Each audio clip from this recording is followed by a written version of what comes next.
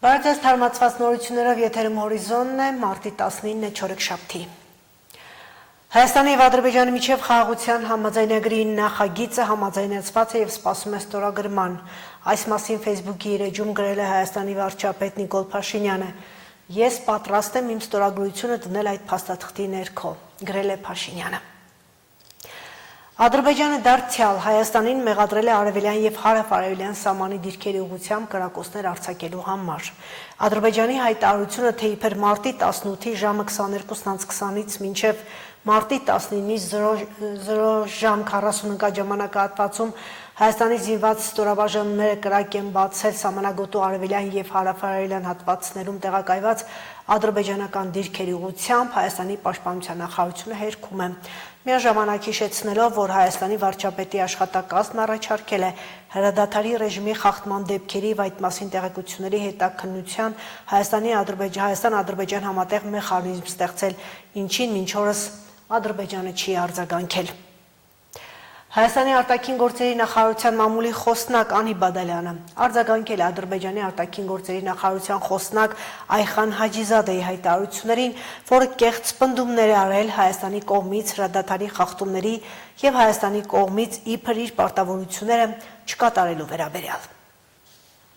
Ադրբեջանի արտաքին գործերի նախարարի խոսնակը արձագանքելով Հայաստանի վարչապետի աշխատակազմի երեկվա հայտարարությանը մեր երկրին կրկին մեղադրել է հրադադարի ռեժիմի խախտումների մեջ։ Ադրբեջանի պաշտպանության նախարարությունն այսօր ևս հանդես է եկել նմանատիպ հայտարարությամբ։ Ինչ հիմքեր կան նման մեղադրանքներով հանդես գալու։ Հայաստանի արտաքին գործերի նախարարի մամուլի խոսնակն ասել է, որ Հայաստանի Հանրապետության կառավարությունն ամենաբարձր մակարդակով հայտարարել է, որ իրադրությունն էսկալացնելու խնդիր և նպատակ չունի և շարունակում է գործել խաղաղության օրակարգի սկզբունքներով, իսկ հայոց բանակը կառավարությանը ենթակա մարմին է և գործում է հենց այդ տրամաբանությամբ։ Հայաստանի Հանրապետության պաշտպանության նախարարությունը հայտարարել է, որ պատրաստ է հետաքննել հրադադարի ռեժիմի խախտումների մասին Ադրբեջանի պաշտպանության նախարարության հաղորդագրությունները հիմնավորող փաստերը, դրանք Հայաստանին փոխանցելու պարագայում։ Պետք է արձանագրեմ, որ մինչև այս պահն Ադրբեջանը Հայաստանի Հանրապետության զինված ուժերի կողմից հրադադարի ռեժիմի խախտման վերաբերյալ ոչ մի փաստական տվյալ չի փոխանցել Հայաստանին։ Ադրբեջանը չի արձագանքել նաև դեռևս 2024 թվականի հունիսի 22-ին Հայաստանի Հանրապետության արած առաջարկին հրադադարի ռեժիմի խախտման դեպքերի և կամ նման տեղեկությունների հետաքննության համատեղ մեխանիզմ ստեղծելու մասին։ Ադրբեջանի արտաքին գործերի նախարարի խոսնակը Հայաստանին մեղադրել է բարդ և գործնականում անիրագործելի նախաձեռնություններ առաջ քաշելու մեջ։ Այնինչ Բադալյանի խոսքով Հայաստանն ու Ադրբեջանը պաշտոնապես հայտարարել են խաղաղության և միջպետական հարաբերությունների հաստատման մասին համաձայնագրի նախագծի համաձայնեցման և նախագծի համաձայնեցման շուրջ բանակցությունների ավարտի մասին։ Տրամաբանորեն համաձայնեցված փաստաթուղթը պետք է ստորագրվի և Հայաստանի Հանրապետությունն առաջարկում է սկսել խորհրդակցությունները դրա ստորագրման տեղի և ժամկետների մասին։ Ակնհայտ է, որ առաջարկվող գործընթացը ոչ բարդ է, ոչ էլ անիրագործելի։ Այխան Հաջիզադեն խոսել է ԵԱՀԿ Մինսկի խումբը լուծարելու և Հայաստանի Հանրապետության սահմանադրության փոփոխությունների անհրաժեշտության մասին։ Անի Բադալյանը հիշեցնում է, որ Հայաստանը ամենաբարձր մակարդակով հայտարարել է ԵԱՀԿ Մինսկի խումբի լուծարումը դիտարկելու իր պատրաստակամության մասին։ Հայաստանը պարզապես ուզում է համոզված լինել, որ սա նշանակում է կոնֆլիկտի դե ֆակտո և դե յուրե ավարտ, և ոչ թե դրա տեղափոխում Հայաստանի Հանրապետության տարածք, այսպես կոչված Արևմտյան Ադրբեջանի խոսույթի ներքո։ Իսկ ինչ վերաբերվում է Հայաստանի Հանրապետության սահմանադրությանը, Բադալյանի խոսքով սահմանադրական դատարանի 2024-ի սեպտեմբերի 26-ի որոշումն ակնհայտ դարձրեց, որ Հայաստանի սահմանադրությունը չի պարունակում որևէ տարածքային պահանջ որևէ երկրի նկատմամբ։ Ընդհակառակը Հայաստանի Հանրապետությունը կարծում է, որ Ադրբեջանի սահմանադրությունն է տարածքային պահանջներ պարունակում Հայաստանի նկատմամբ։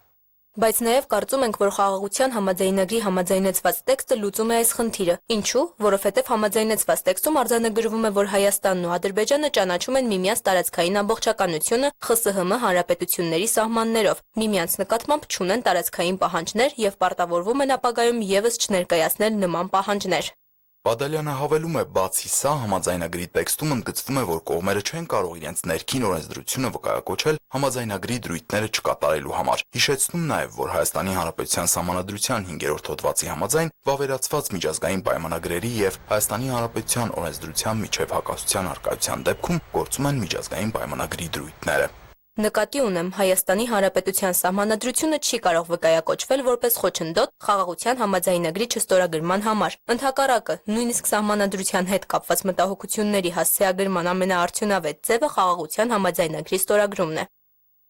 Ադրբեջանը Հայաստանին մեղադրում է նաև տարածաշրջանային կոմունիկացիաների վերաբացման իր պարտավորությունները չկատարելու եւ Ադրբեջանի արևմտյան շրջանների եւ Նախիջևանի միջև տրանսպորտային կապի բարդ եւ երկար երթուղիներ առաջարկելու մեջ։ Տարածաշրջանային տնտեսական եւ տրանսպորտային կոմունիկացիաների բացման հարցում Անի Բադալյանի խոսքով Հայաստանը միակողմանի պարտավորություններ չունի։ Ադրբեջանի արևմտյան շրջանների եւ Նախիջևանի միջև տրանսպորտային կապի առանձին օրակարգը մի մասն է տարածաշրջանային տրանսպորտային եւ տնտեսական կապերի ապաշրջափակման մեծ օրակարգի, որի մեջ մտնում է նաև Հայաստանի Հանրապետության ապաշրջափակումը։ Երկրորդը Հայաստանն առաջարկել է առաջին փուլով գործարկել Զանգելան, Մեղրի, Օրթուբատ, Երասկ երկաթուղային բեռնափոխադրումները։ Սա Զանգելանի եւ Օրթուբատի միջև հնարավոր ամենակարճ երթուղին է։ Ինչ մնում է ավտոճանապարհներին, մենք ունենք այն ճանապարհները, որոնք ունենք, եւ այն ռելիեֆը, որն ունենք, եւ մեզ մեղադրել լեռնային երկիր լինելու մեջ առնվազն լուրջ չէ։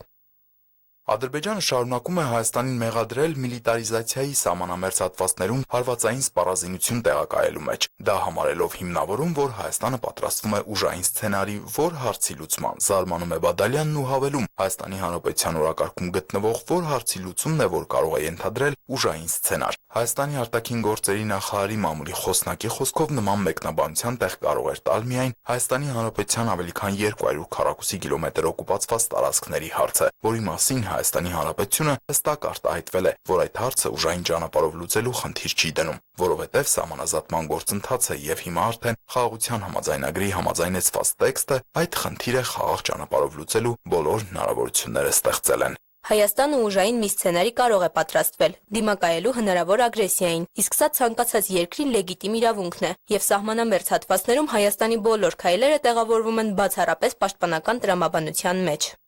Այնինչ դեռևս 2021-ին Հայաստանը հանդես է եկել սահմանային հատվածներից զորքերի հայելային հետքաշման մասին առաջարկով, ինչին Ադրբեջանը չի համաձայնվել։ Այս համատեքստում Անի Բադալյանի խոսքով մտահոգիչ կարող է լինել տարածաշրջանի միլիտարիզացիան եւ այդ խնդիրը լուծելու համար է, որ Հայաստանը սպառազինությունների փոխադարձ վերահսկման երկկողմ մեխանիզմի ստեղծման մասին առաջարկ է արել Ադրբեջանի, ինչին սակայն Ադրբեջանը մինչև օրս դրական պատասխան չի տվել։ Հայաստանի Հանրապետությունը չի միլիտարիզացվում, այլ իրականացնում է բանակի կերպափոխման ռազմավարությունը, որը հրապարակային փաստաթուղթ է։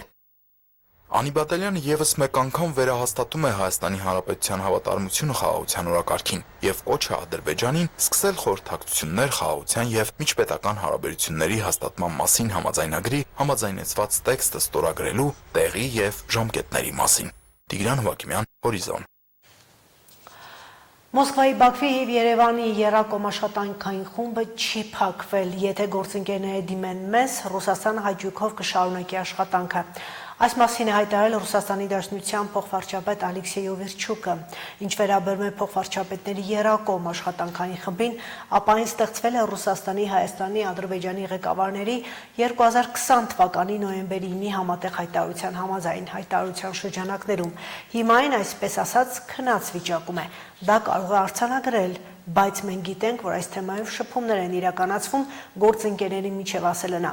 Օվերչուկն ընդգծել է, որ խումբը ոչ ոք չի փակել, եթե գործընկերները դիմեն եւ մենք կարողանանք ինչ-որ կերպ օգտակար լինել, իսկ մենք կարող ենք օգտակար լինել, ապա մենք իհարկե հաճույքով կշարունակենք այս աշխատանքը, բայց դա կախված է գործընկերներից,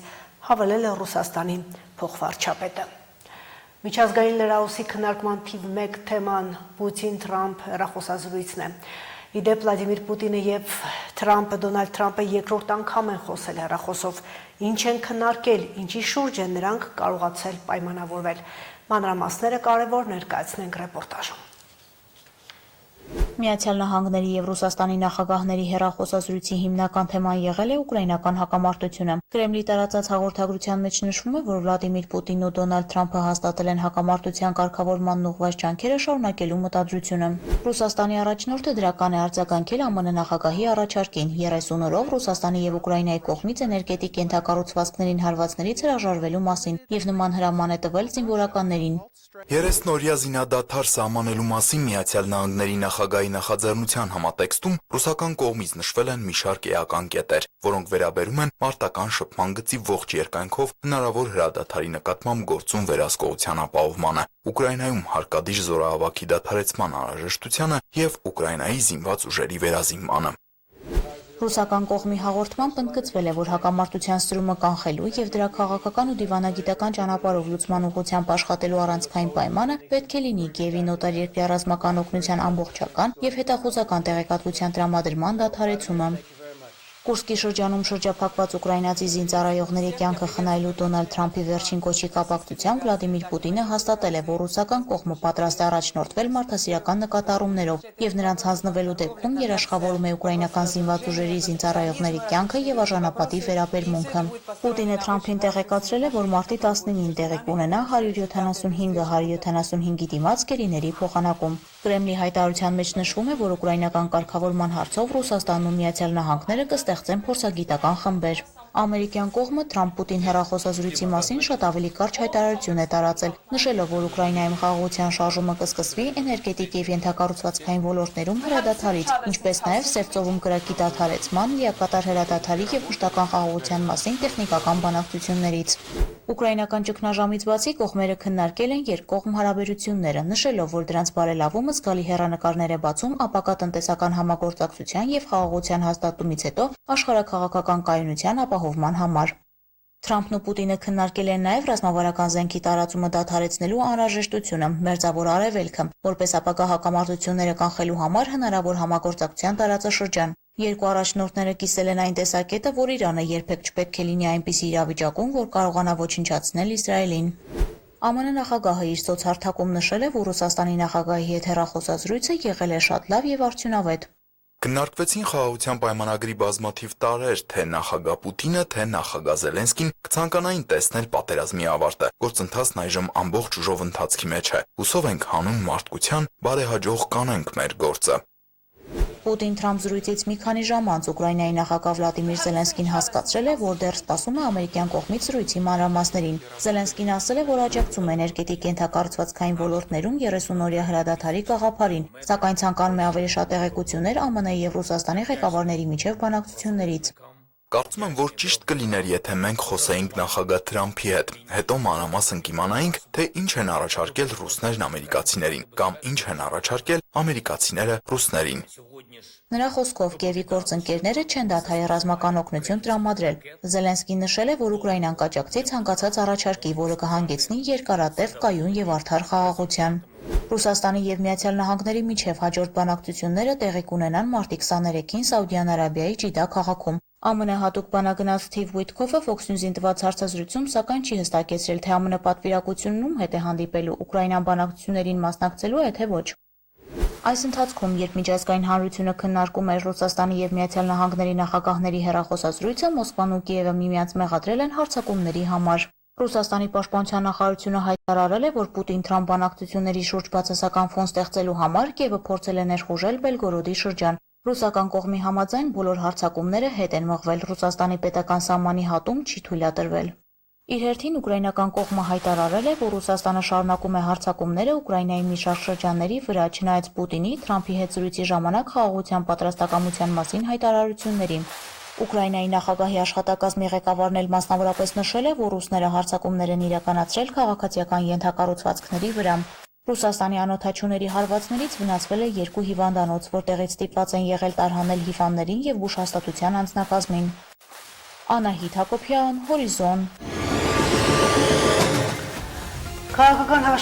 հաշվեհարդար Թուրքիայում թուրքական ոստիկանություն հակակոռուպցիոն հետաքննության շրջանակներում ձերբակալել է Ստամբուլի ընդդիմադիր քաղաքապետ Էքրեմ Իմամօղլուին, գլխավոր դատախազությունը նրան եւ ավելի քան 100 անձանց մեղադրանքի առաջադրում կոռուպցիայի եւ ահաբեկիչների հետ համագործակցության համար, հաղորդել են տեղի լրատվամիջոցները։ Ստամբուլի համալսարանը երկուշաբթի որոշում է կայացրել չեղյալ համարել Իմամօղլուի դիպլոմը երկրի գլխավոր դատախազության համապատասխան հարցումից հետո։ ինչը խոչընդոտում է նրա առաջադրումը երկրի նախագահի պաշտոնում։ Թուրքիայի սահմանադրության համաձայն նախագահի պաշտոնում կարող են առաջադրվել միայն բարձրագույն կրթություն ունեցողները։ Ինքը քաղաքական գործիչը հայտարարել է, որ իշխանությունների ճնշման տակ հանձնվելու մտադրություն չունի։ Ստամբուլում մարտի 19-ից 23 արգելված են բոլոր տեսակի հավաքները, ցույցերն ու հանրահավաքները։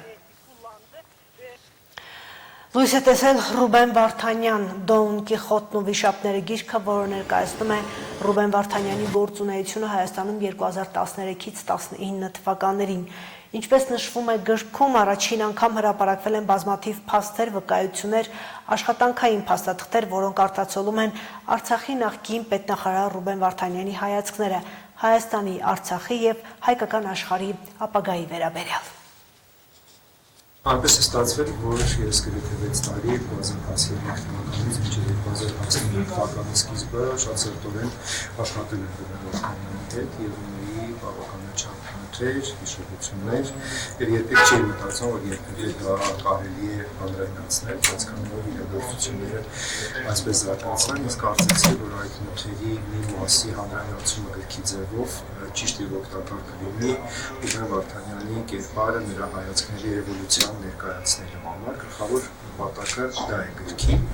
եւ բացի դրանից կարծում եմ, որ գիրքը նաեւ ցույց է տալիս մեր նորագույն պատմության հատկապես 2015-16-17 թվականներն է ներկայացնում նոր լույսի ներքո, որը կարծում եմ հանդիսացողների ևս հետաքրքիր կլինի։ Կան որոշակի բաներ, այո, որոնց մասին կարծում եմ հանրությունը տեղյակ չի, այլ հարց է արդյոք կարելի է դրանց գաղտնիքներ անվանել, բայց բաներ, որոնք առաջին անգամ հրապարակվում հաստատ կան։ Ես որոշել եմ հանրայնացնել այն, ինչը չի վնասի պարոն Վարդանյանին եւ ինչը նաեւ հանրությանը թույլ կտա այն ծավալով, որով հնարավոր է որոշ փակագծեր բացել, դա գիտեք, որ տարաբնույթ քննարկումներ կան, պարոն Վարդանյանի անձի հետ կապված եւ վերջաբանում ես գիտել եմ, որ իմ նպատակն է, որ մարդիկ միգուցե այս գրքի միջոցով իրեն ճանաչեն, ոչ թե սիրեն, հիանան եւ երկրպագեն, պարզապես ճանաչեն եւ ճանաչելով իրենց դիրքորոշումը կազմեն, կարծում եմ ուղերձներից մեկն այդ է, մյուս ուղերձներն է, որ երևի թե ժամանակին պետք է գնահատել այն բոլոր հնարավորությունները, որոնք ընձեռվում են, այլ ոչ թե տարիներ անց քննես մեր գլխին դրդապացնենք եւ ասենք, որ ինչ-որ բաներ կարող են ավելի լավ ստացվել, ինչ չստացվել։ Որևէ մեկը տեղյակ չի եղել գրքի մասին, բացի ընկերներից, եւ քանի որ սա անկախ աշխատանք է, անկախ լրագրողական աշխատանք է, պարոն Վարդանյանի ընտանիքը որևէ առնչություն չունի այս գրքի լույսի ծայրման հետ, ոչ թե բացասական իմաստով եմ ասում, այլ բացառապես ես դա իմ համար սկզբունքային է, որ ես իմ լրագրողական անկախությունը ամբողջությամբ կարողանամ այս գրքում իրացնել։ Այս բան հայերեն է, կա արդեն թարգմանված ռուսերեն տարբերակը եւ 3 ռուսական հրատարակչության հետ նախնական քննարկումներ են վարում, սակայն այս բանը չեմ կարող ասել ինչով կարող է։